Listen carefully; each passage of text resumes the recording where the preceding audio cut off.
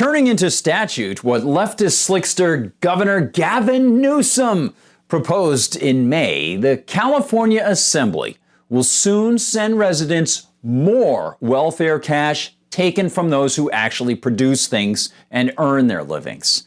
It's the first example of a so-called universal basic income, the handout coming on a state level. And some who back it are eager to see the U.S. government further breach its constitutional so-called bounds and institute a similar disaster.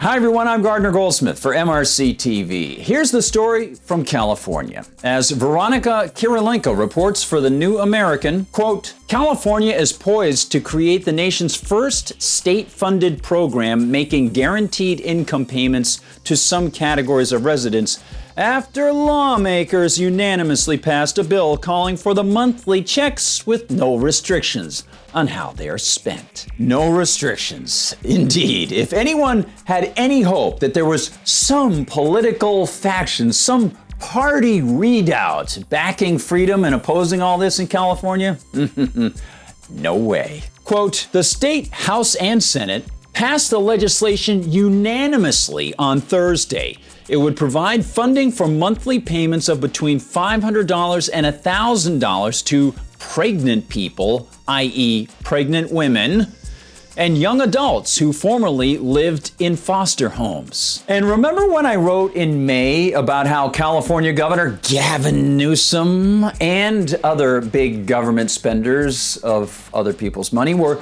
claiming surpluses in their states after they got big COVID relief handouts from the feds? Yeah, those were handouts that showed just how dependent the states are on Federal Reserve created DC doled out fiat currency. Well, this is yet another example of that poisonous phenomenon, the poisonous fruits of that federal handout system. Quote, the bill will become law, earmarking $35 million for the program in its first year when Governor Gavin Newsom signs it as expected.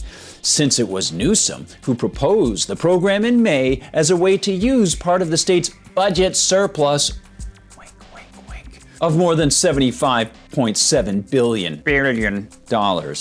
But Governor Newsom, that money came from the zip it. As Kirilenko and the Associated Press note, the welfare pushers have a typically spurious, logically unsound, and historically disproven so-called rationale for their added welfare handouts to people. Quote, unlike most public benefits, such as food and housing aid, there are no restrictions on how that money is spent. The idea is to reduce the stresses of poverty that cause health problems and make it harder for people to find and keep work, according to the Associated Press, AP. Because, as we all know, politicians already haven't gotten enough people attached to the welfare machine through things like Medicaid, the Children's Health Insurance Program, Obamacare, and myriad other types of government-tied aid that's replaced real charity with faceless, prolific politicization. And how can the welfare pushers actually argue that handing people cash when they don't work will fire them up to look for work? That's a question that goes all the way back to Rome's bread and circuses, back to Plymouth Plantation, when Governor William Bradford wrote in his notes that forced sharing of other people's wealth led to sloth among the people. It reduced industriousness, and it led to near starvation shortly after the establishment of the settlement in 1620. And it's not as if the welfarism of universal basic income hasn't already been tried.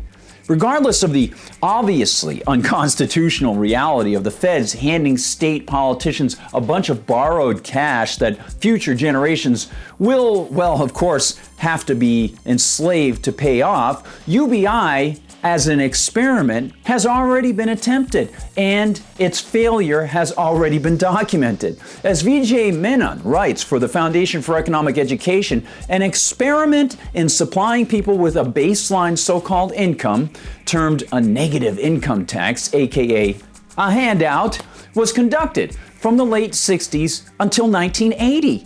And he writes, quote, "The experiment, which ran from 1968 to 1980, consisted of 4 random controlled trials across 6 states designed to test the negative income tax.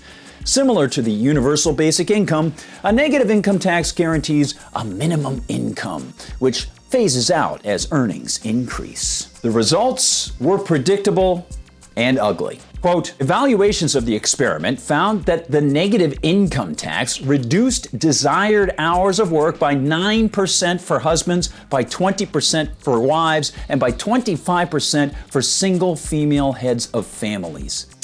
What a shock. Quote, "For single males who were not heads of households throughout the experiment, the reduction in hours worked per week was a staggering 43%. If recipients lost their jobs during the experiment, they experienced significantly longer spells of unemployment compared with non-recipients.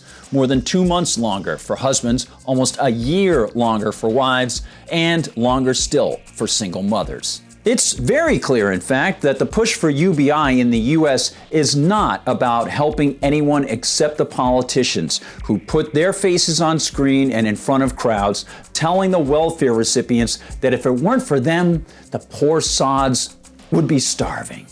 It's clear that this isn't care in any way. It's not charity, and it's certainly not constitutional. Of course, we all know it's not new either. We've seen it happen in the past, and it doesn't work. It's a sanctimonious enslavement of the productive to seduce the non-productive, even as it promotes even more sloth amongst people. Crazy stuff. Who would have thought that if you could form a gang big enough, you could claim it was okay to steal from some people and give it to others, and then claim you were a hero on top of it all.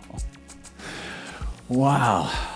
Thank you for saving us, Governor. You're wonderful. Hey, thanks so much for watching, everybody. Remember, if you're watching on YouTube, please like and subscribe. Check us out at MRCTV.org. I'll see you in the comments section on YouTube. Visit us on Rumble. Subscribe there if you get the opportunity. And of course, see us on Facebook, Twitter, TikTok, and Instagram. For MRC TV, I'm Gardner Goldsmith.